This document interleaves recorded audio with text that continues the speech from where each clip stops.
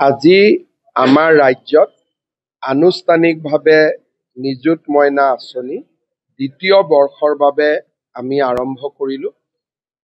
এই দ্বিতীয় বৰ্ষত কেন্দ্ৰীয় বিশ্ববিদ্যালয়সমূহৰ ছাত্ৰী আৰু প্ৰাদেশিকৃত মহাবিদ্যালয়ত সেল্ফ ফাইনেন্স স্কিমত যিসকল ছাত্ৰীয়ে পঢ়ি আছে তেখেতসকল আৰু কিছু সিলেক্টেড ভেঞ্চাৰ কলেজকো য'ত নেকি ছাত্ৰ ছাত্ৰীৰ সংখ্যা বহু বেছি এনেকুৱা কলেজসমূহকো এই আঁচনিৰ আমি সুযোগ দিছোঁ।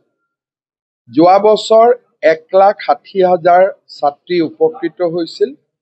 এইবাৰ মই ধাৰণা কৰিছোঁ যে প্ৰায় 4 লাখ ছাত্ৰী এই আঁচনিৰ জৰিয়তে উপকৃত হ'ব, কাৰণ যোৱাবাৰ অকল ফাৰ্ষ্ট ইয়াৰৰ ষ্টুডেণ্টে আঁচনিখন পাইছিল। এইবাৰ ফাৰ্ষ্ট ইয়াৰ ছেকেণ্ড ইয়াৰ দুইটা বছৰৰ ছাত্ৰীয়ে এই আঁচনিৰ সুবিধা পাব।